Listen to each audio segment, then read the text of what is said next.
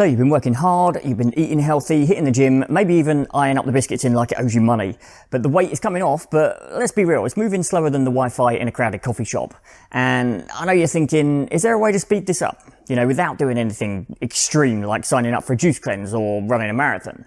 Well, spoiler alert, yes there is. And today I'm going to talk you through 10 ways to speed up your weight loss, and trust me, these are simple, effective, and no, they won't require you to move into your gym or live on rice and boiled chicken. So stick with me, this is going to be good.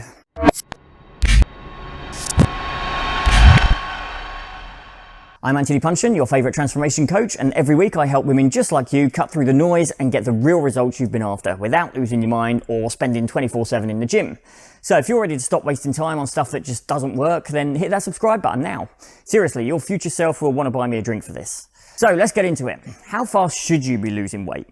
Well, if you're shedding 0.5 to 1% of your body weight a week, then you're absolutely smashing it.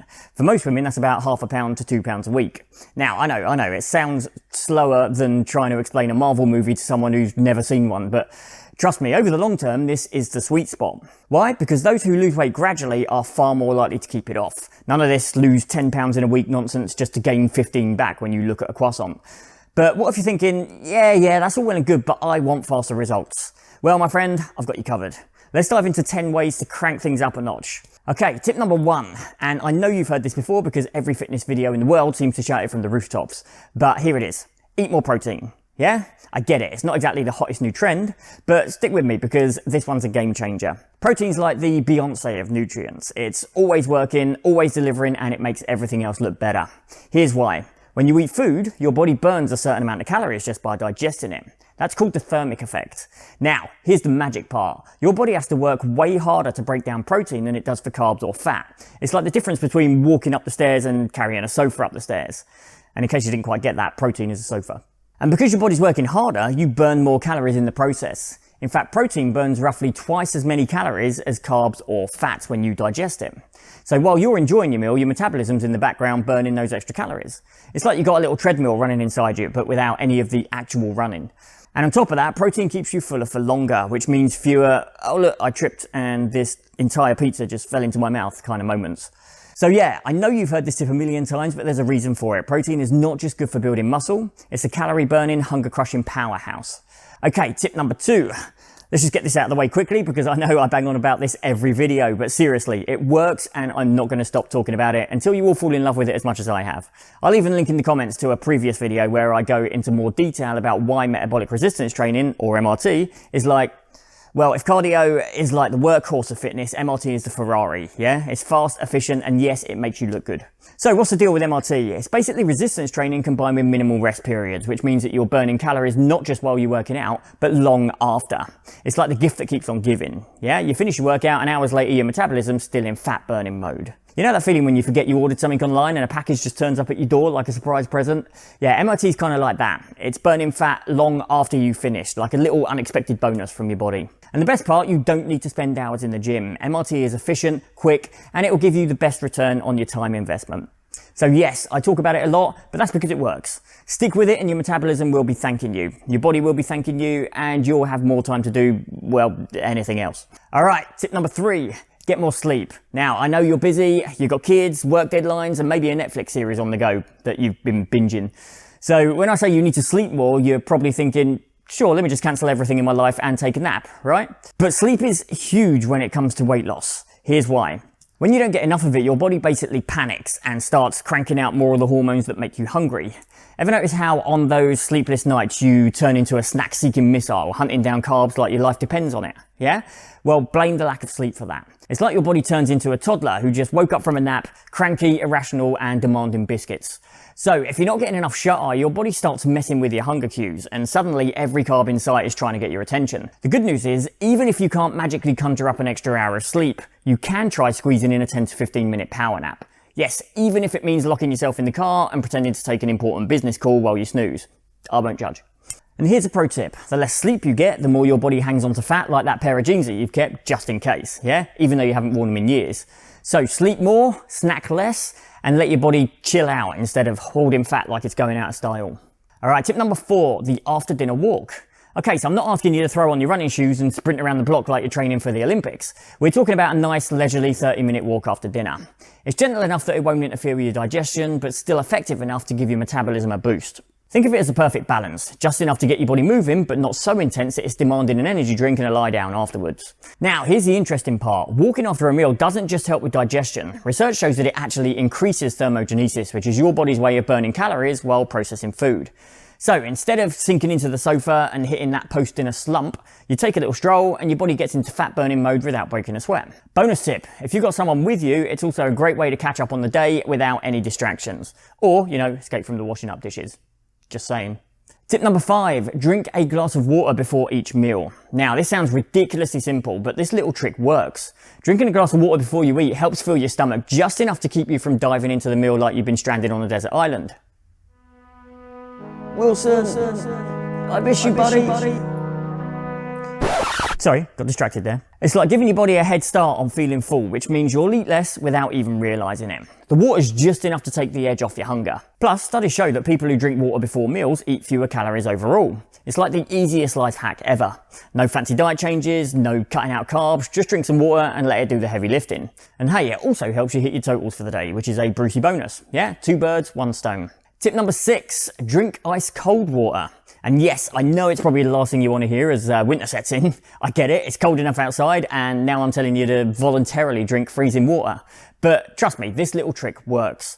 Your body burns calories heating the ice cold water up to core body temperature. And of course, water doesn't have any calories. So your metabolism's quietly working in the background, doing you a favour. It's like asking your body to throw an extra log on the fire. A little bit more effort for a few extra calories burned. And hey, it's a great way to wake yourself up when it's dark and dreary at 4 p.m. Forget caffeine, just grab some ice water and feel the burn. Literally. You might not want to replace your hot cuppa with ice water just yet, but start by working in a couple of glasses a day and your body will thank you for it, even if your teeth are chattering. Tip number 7, cut down on liquid calories. Look, I know this one's not going to win any awards for excitement, swapping out the caramel latte or glass of wine for water, tea or black coffee. Not exactly the stuff of dreams, yeah? But here's the thing, those liquid calories add up fast and they don't fill you up the way food does. You could easily knock back a healthy smoothie with more calories than a 3-course meal, and an hour later you're still hungry and wondering why your jeans are tighter, yeah? It's like drinking dessert, but you're pretending it never happened because it had kale in it. So yes, I'm suggesting swapping those drinks for water or tea, and no, it's not thrilling, but it's one of the easiest ways to shave off a ton of calories without feeling like you're depriving yourself. And before you know it, your waistline will start to notice. It's not glamorous, but it works. And who knows, maybe you'll even grow to love herbal tea. Yeah, stranger things have happened, right? Now, if these tips are making sense and you're already planning your next ice cold water bottle, then hit that subscribe button for me. This is a new channel and your support helps me reach more women just like you. Plus, you don't want to miss out on the next set of tips. All right, tip number 8, have a cheat meal. Yeah, that's right. I'm giving you permission to indulge. Plan a cheat meal because, let's face it, life without pizza or a bit of chocolate now and then, well, that's just cruel, yeah? But here's why it works. Giving yourself a cheat meal helps keep you sane and keeps those cravings at bay. Plus, it gives your hormones, the ones that deal with hunger and kind of balancing your metabolism, a little reset so you're not constantly feeling like you're one biscuit away from a breakdown. And it's way better to plan a cheat meal than to end up sprawled on the floor, surrounded by pizza boxes, staring at the ceiling and questioning your life choices. Yeah, we've all been there, right?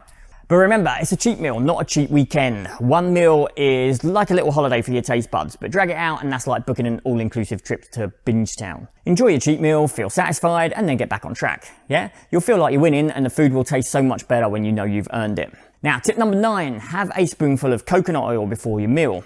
Now, before you start thinking, well, isn't coconut oil full of calories? Well, yes, it does have calories, but they're not your average run-of-the-mill calories, yeah? Coconut oil contains MCTs, or medium chain triglycerides, which basically means your body burns them for energy rather than storing them as fat. It's like giving your body high octane fuel. It's fast, efficient, and it doesn't stick around on your hips. But here's the catch, you've got to take it at least 30 minutes before your meal.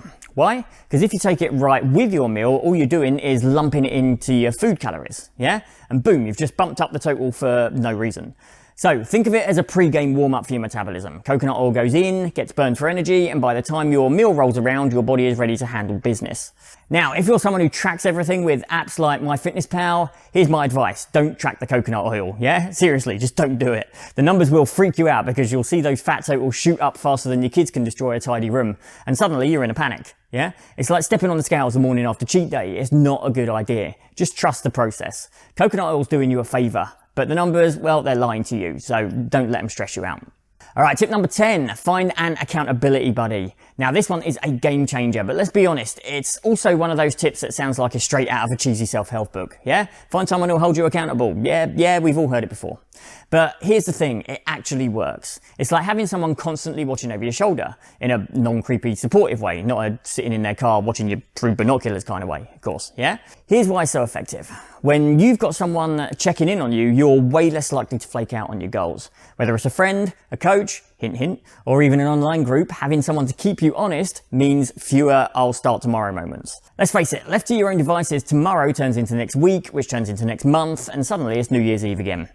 And here's the beauty of it. Your accountability buddy doesn't have to be some fitness guru, yeah? It could be your best mate, your partner, or even your dog.